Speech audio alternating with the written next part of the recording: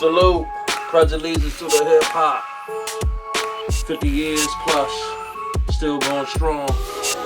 Many people doubted it, said it was just a fad, that it was going to burn out. We still doing it strong. This hip hop culture doing it way big. I'd like to introduce everybody to 1990's hip hop, the Wonder Years. Today we're going to be focusing on 92. Folks. 92 hip hop. We're talking about the albums that came out. We're talking about my top albums that I thought made a major stamp on hip hop, like I do with all these different series I'm doing all the way up to 99. But before we get started, subscribe. If you didn't subscribe yet to my channel, folks, hit that like button. If you're a fan of hip hop, if you're a hip hop fiend like myself, hit that like button. If hip hop is your culture and you breathe and live hip hop, hit that like button. If you're a fucking hip hop fiend, hit that motherfucking like button. And why I'm so hyped? This is hip hop. You know what I'm saying? This is hip hop. Well, we're going to get right into it, folks. 92. Hip hop, start out with these albums. I'm going to start out with Lord Finesse. He came up with the album. It was Return of the Funky Man. And Return of the Funky Man, I believe that he continued to bring that smooth flow that he always had. And that raw banging production that he always continued to bring ever since he came out. We also have the dudes, the Fushinickens. Real underrated hip-hop group that was super lyrical. They had humor in their rhymes. They was the first people that brought Kung Fu and their with their lyrics before Wu-Tang did it. But they did it in a humorous way. Wu-Tang took it to that next level and took that shit much serious. But they did it in a playful way. You know what I'm saying? They remind you of leaders of a new school a little bit. They had Chip Fu, real banging MC, who was the fastest rhymer at that time, man. Fucking hit a rhyme backwards, folks. Like, how many people able to do that shit and do it fast at the same time? They had the hit, I am a fool, what? I am a fool, shoe-snick, I'm a fool, what? I am a true fool-snick. They had that joint. Yo, they even had a joint with, on Shaq album, folks. What's up, Doc? Can I rock? What's up, Doc? Can you rock? What's up, Doc? I don't know many people but remember that joint, but the true hip-hop fans out there probably know about that joint they did with Shaq. But the Fushinickens, man, I love that album. The album was called, Fool, don't take it personal. F you. Don't take it personal was the name of that joint.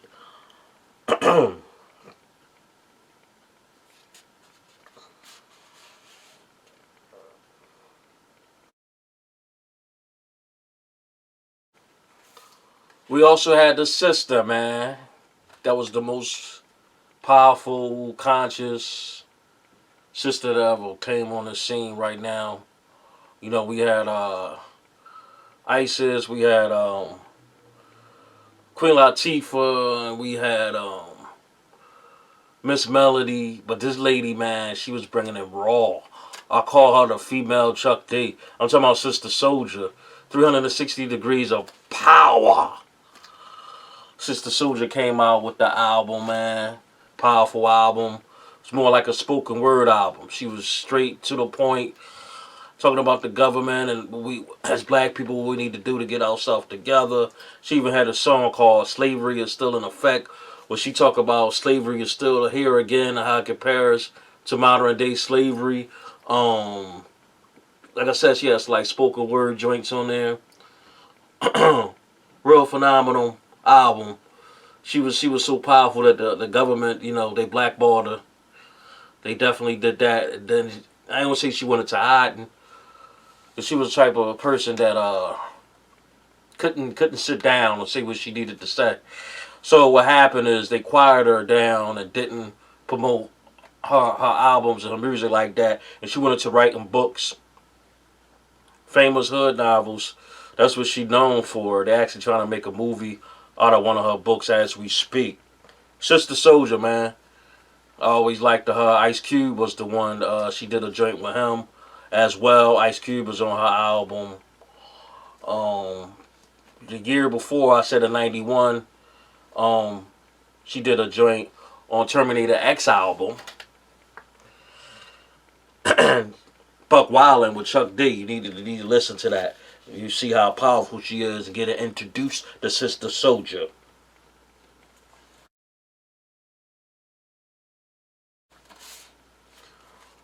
We had another group that came out with an album 3 years, 5 months, and 2 days in the life of. And they named it that album because that's how long it took them in the process. It took them to do this album by Arrested Development. It was an Afrocentric group that definitely brought the Afro Trinity to hip hop like it never been done before. More like a spoken word group as well. Definitely like a spoken word group that you will see like if you go to like a cafe or open mic one night at a place. They blended hip hop and the music and the rhymes and sang it and did it real well, real well. And they had some nice hits off the album. They had Mr. Window about the homeless man. I got inspired by that song to do my own Mr. Window. I called it Homeless Without a Fear. And I just put myself in the shoes of a homeless person. And similar to Mr. Window, I just was like, if I was homeless, how people look at me and don't consider me like uh, a normal person. Real similar to the Mr. Window song. They had Tennessee, man. Take me to another place. Take me to another land. Make me forget all that hurts me. Make me understand your plan. That was the shit. And then they had my joint. I am everyday people. And then I love about that joint is the old dude with the cane, the African boy. I don't know was he African, but he had the African outfit on, and he was speaking the shit, man. Like, where we go, where we go, where we go, where we go, where we go, where we go, where we go, where we go. He was getting down in that joint, man. My brother. You know what I'm saying? Arrested Development. I always liked it though. Love that album.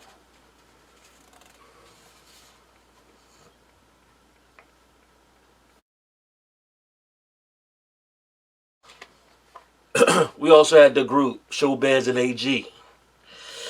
Came from the collaboration group of a whole bunch of producers and MCs. DITC. They had the album Runaway Slave, man.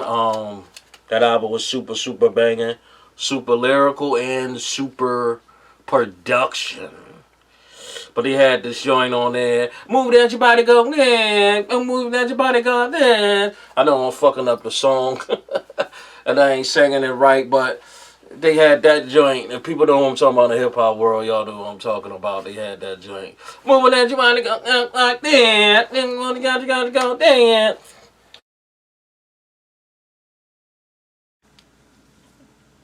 And as I'm up here focusing on my hip hop Hall of Fame, I like to talk about my dude right here, Red Man, the lyrical monster right here.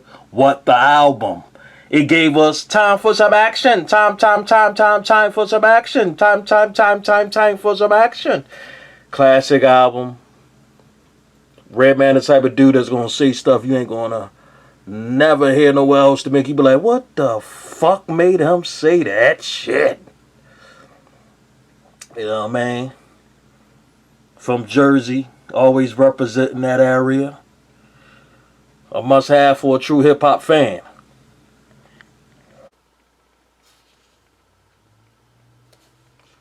Then we had Grand Puba. Grand Puba came out that year with Real to Real. First album he had before he went after he went solo. You know what I mean? He that Tomato was his best album. that he had. I don't think that he nothing that he made that top that. Every song on there was banging to me. I thought it was super lyrical rhymes.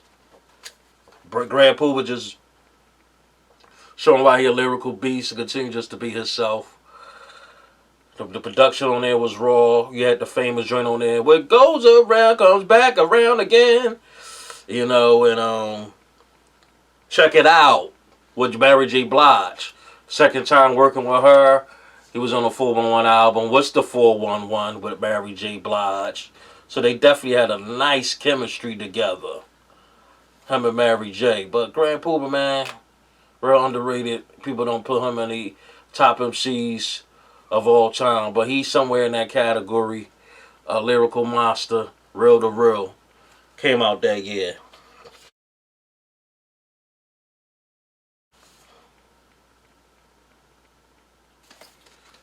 Then we had my dudes again, premiering them, doing it again this year with Deadly Operation. Came out, man. Phenomenal album. They continue to do their thing. Premiere with the raw production. Guru with the raw lyric delivery. Monotone flow. But just keeping you in the groove. Keeping his rhymes in the groove of Premiere. And the album was super banging, man, to me. We had X-Girl on there. And then we have the classic album, Pete Rock and CL Smooth, Mecca, and the Soul Brother. Had to shine some light on his wall so you can see this album real clearly. This album had the hits, man. Straighten It Out was on this joint. A lot of classics. Each song, like the Gangstar joints, back to back. Each song gets better after the next. No fast forwarding. Listen to it straight through. It was good for like you going on a joyride or you going on out of town somewhere. You need to throw something on. You know what I mean? To pass some time. This is definitely the album right here. Is they duet album. This was the album after the EP. The year before. CL Smooth, the smoothest voice in the world. Like I mentioned before, Pete Rock with the awesome great production, man. A perfectionist on that level, getting the right samples, the right blends, and he even be charming in and on the rhymes. He ain't no slouch neither on that tip. And we also had For Pete's Sake was on this album. But the one, folks, that put Pete Rock and CL Smooth on the map is I Reminisce. Put them on a hip-hop map. Stamped their name in hip-hop forever, long as this planet is moving around on its axis. This song, I Reminisce. Well, Reminisce is always going to be a hip hop classic for sure. And that beat,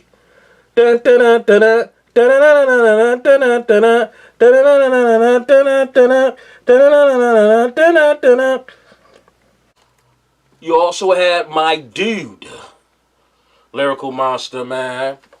He proved it when he first came out with NWA. Wrote a lot of the people rhymes. Definitely wrote Easy E joints. Easy E even proved and said it. But he came out with The Predator. That's one of my favorite. That's my second favorite album. Cube showed you and continued to prove he was a lyrical monster. And the production on that joint was good. It was real banging to me, in my opinion. And it complimented his rhymes, and he took it to the next level with his MCing and his style. He showed how versatile he was and everything like that, and how creative he was on the Predator album.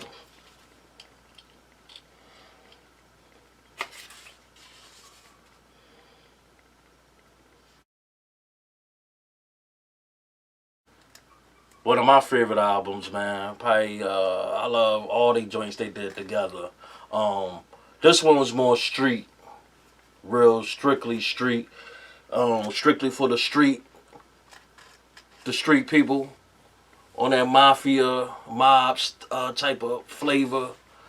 Um, you had the killer street rawness and rhymes, like Coogee always bring it. You ain't gonna never be disappointed when Coogee spit. He continued to prove on his album why he was a lyrical monster as well, and production was banging. You know what I mean?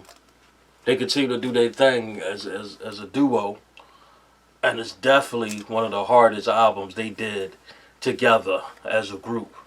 Definitely had a lot of gangster street rawness going on in that album, and that's what they brought to hip hop that year.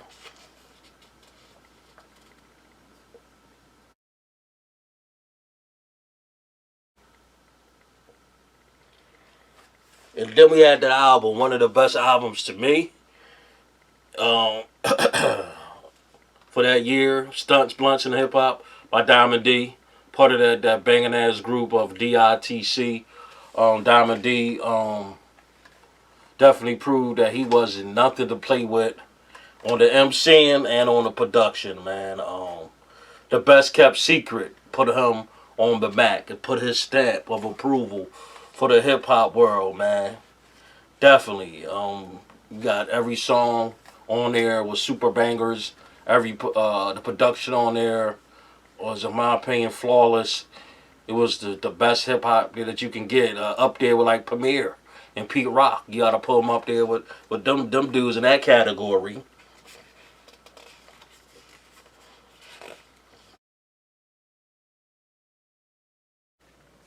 And this group right here, dog,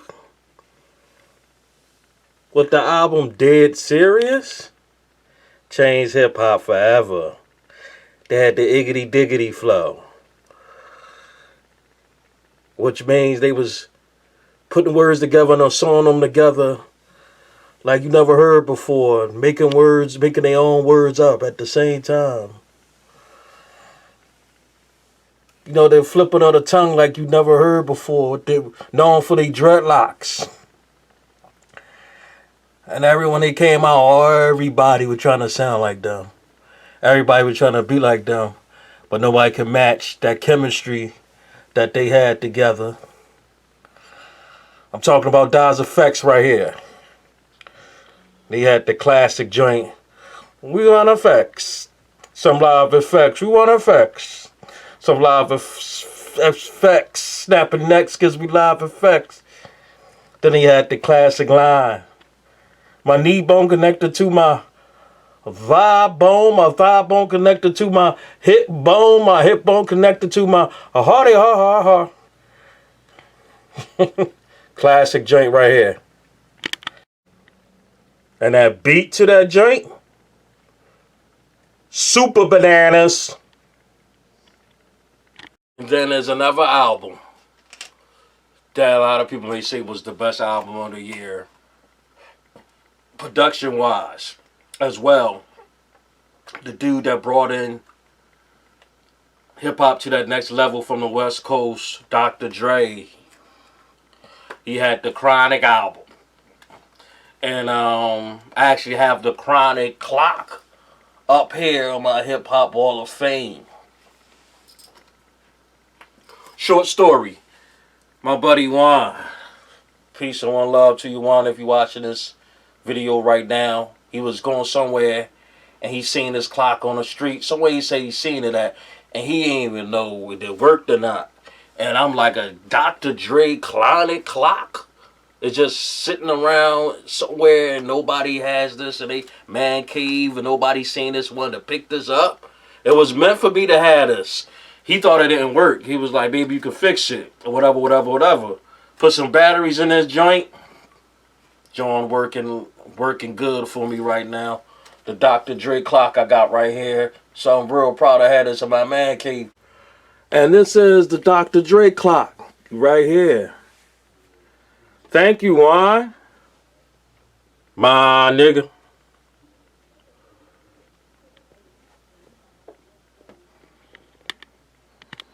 But let's get back to the album.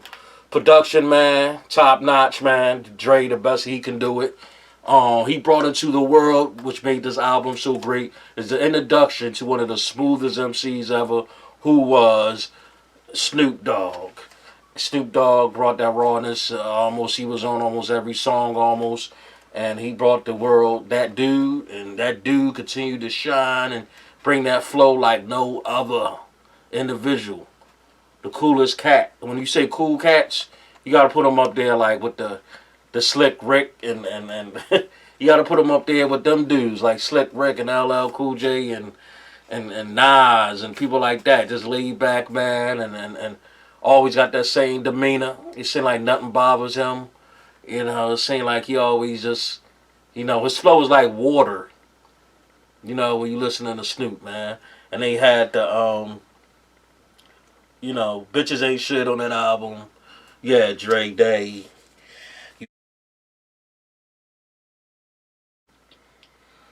You had Let Me Ride also on there. And that album, man, the skits on there was funny as hell. You know what I'm saying? But that Chronic joint, man, is always going to be, in that category, greatest albums of all time. Up there with Nas, Illmatic, and Biggie, Ready to Die, and like I said, Diamond D, the joint I just said, and all them other great albums. You know what I'm saying? But there you have it. Those was my, ones that I thought made a major stamp in hip-hop that year, those albums. So if you have your favorite albums for 92, leave a comment. Let me know what it is. So, conversate and let me know what your albums were and why you like them albums so much. Who was your favorite MCs at that time, and the impact that the albums made in your life for you. Continue to bring you the rawest hip hop that I can bring you. Always representing the real hip hop. As you can see, I got the shirt, the shirt on. Every video, I'm gonna have something to share with you. This is a KRS-One quote. Rap is something you do. Hip hop is something that you live. Take that and digest them quotes right there. True words from the teacher KRS-One, and also representing the Phillies hat to match, representing my hometown of Philly. You know what I mean? Philadelphia Eagles. You know what I mean? The Mad Lyrical Wolf coming at you to bringing you the best videos I could bring you on that hip hop level. I'll catch everybody next time when we're gonna get into 1993 hip hop. But enjoy this one right now. Leave a comment. Always subscribe. Please, folks, let me know your opinion. Give me your opinion. And share this video. Like I said, with the hip hop world. Let's make this go viral. Catch you on the flip side. Peace.